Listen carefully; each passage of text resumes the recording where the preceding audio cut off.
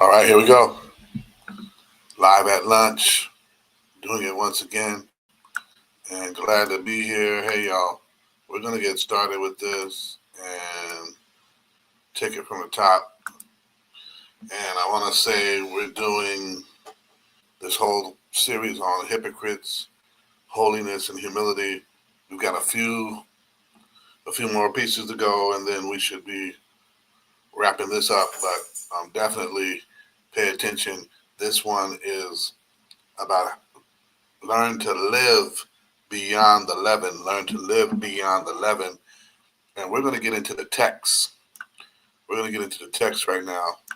And the text is going to tell us simply some good things if we keep up with the teaching. The text is going to tell us some good things if we keep up with the teaching. And we're going to take the text from two places. First off, we're going to jump in here and get in with Matthew, the Gospel of Matthew, chapter 16, right?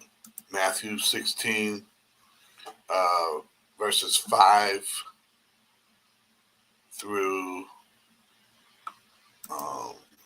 12. Matthew 16, verses 5 through 12.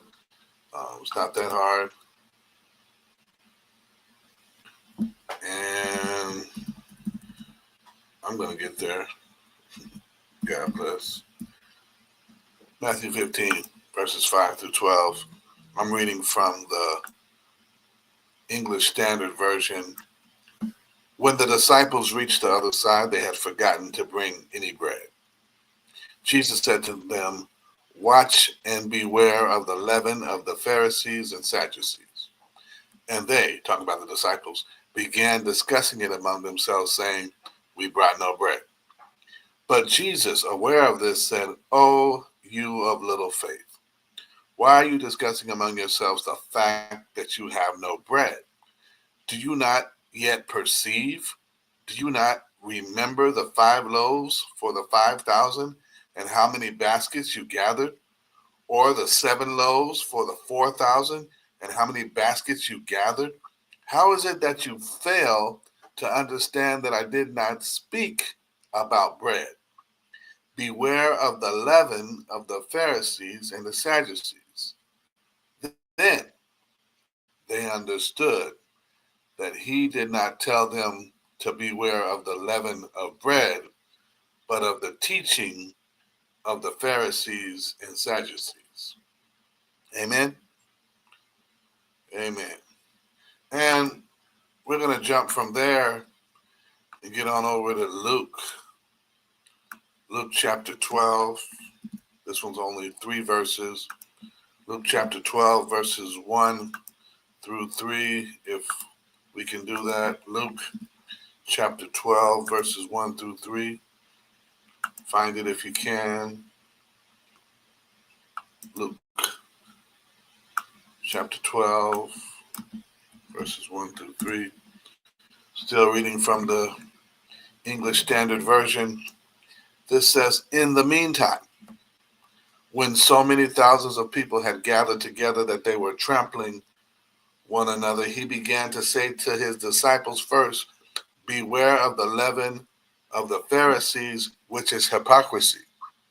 Nothing is covered up that will not be revealed, or hidden that will not be known.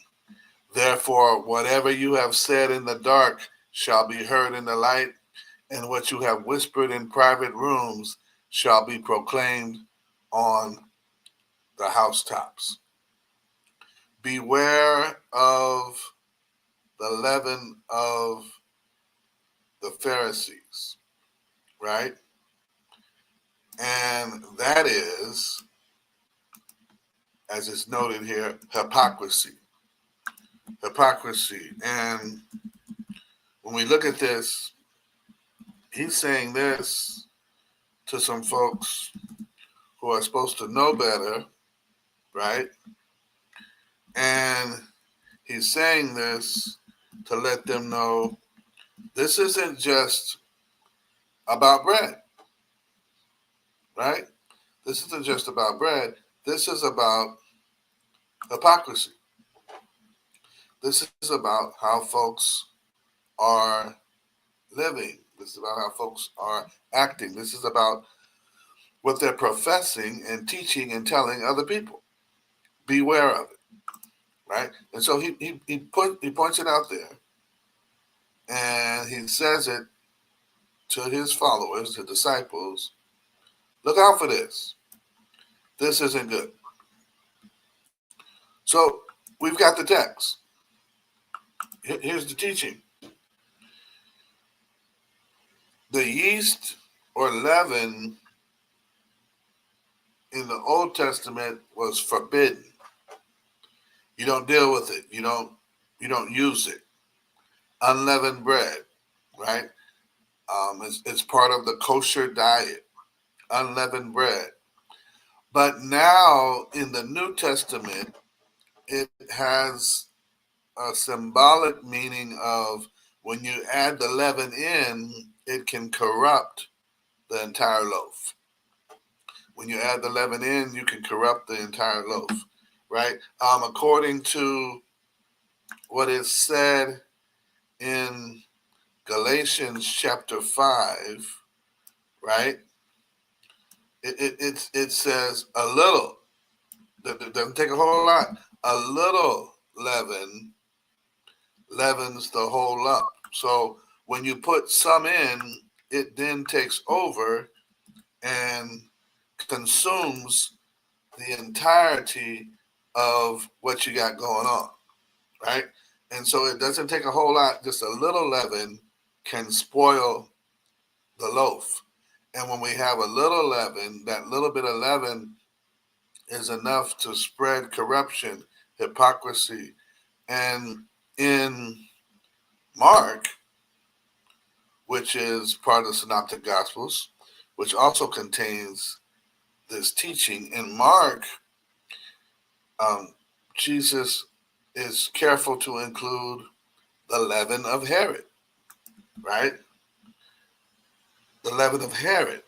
And when we look at that, it's saying something that's beyond just, oh, well, let's just toss another name in there. No. There's significance in the symbolism that he's sharing. The significance in the symbolism of what he's sharing is that the leaven of Herod goes into what deals with the Herodians. And the Herodians were highly interested and invested in sharing, hey, we can be better off if we're under Roman rule, as in the dynasty of King Herod. And with this is more about compromise and corruption, which deals with worldly living and political power, especially when it comes to the oppression and abuse of those who are poor and needy, those who don't know any better, those who are easily misled, misguided. And so Jesus is including Herod in this particular passage that we see in Mark, because that's part of the scope of the leaven and the yeast. When we talk about false teaching, when we talk about corruption, that's part of the broadness of it, that it can also reach people in other ways than just religious practice, but also social status. Think about it like this. He was saying it and sharing it so that they would be on guard, that they would be defensive against it, that they would brace themselves for dealing with it. And so when he shares this and says this, he is saying, beware, watch out. This is something that's out there. Don't be a fool. It's real, right? And I think sometimes we don't act as if what is being taught is always appropriate for us to accept and apply today. But here goes the thing that tops it all off when you talk about applying it today. When we're thinking about it, the takeaway is this: who is the Herod of today? Who is the Pharisee of today? Who is the Sadducee of today? Who are the ones that are influencing folks with sound bites and bits and pieces that are just enough to leaven the whole loaf? Who's putting it out there that where it might be out of context to where what should be taken and appreciated and saying, hey, well, man, let me look at this a little differently. Let me scan this and perceive this in another light. Let me see it from another perspective. Let me get a good view of this before I have any thoughts on this. No. Some people are taking every TikTok as gospel. Some people are taking every commercial and ad as true and beneficial when it's all not good for you, when it's all not better for you because it exists. Let's take it like this.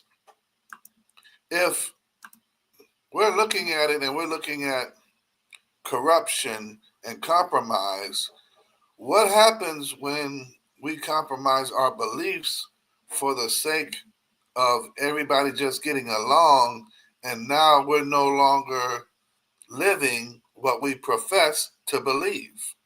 What happens when we do that? There's an argument to bring prayer back into schools. Well, that argument divides us as people of faith, because some people say, yeah, we need to bring prayer back. But then other people say, well, wait a minute. What we need to bring back is the church running the school, not some superintendent from a secular perspective running schools and raise our children there, where the first thing they learned to read and have read to them were Bible stories and things of that nature.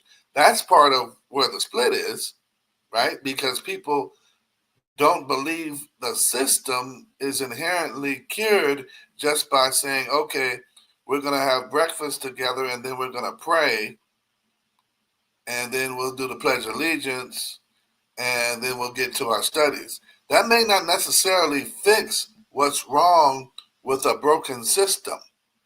And so when you talk about just add prayer, that's like saying just add Jesus to the problem. And what you're saying is there's no faith connected to it. There's no relationship connected to it. It's just a ritual act. It's not going to fix the problem. And so Jesus is saying, beware of this, right?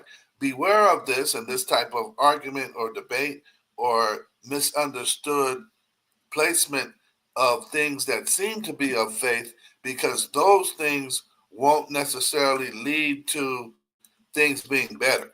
They won't necessarily lead to things improving. They don't simply improve just because you add an act. They don't simply improve just because you add a ritual. It goes back to this.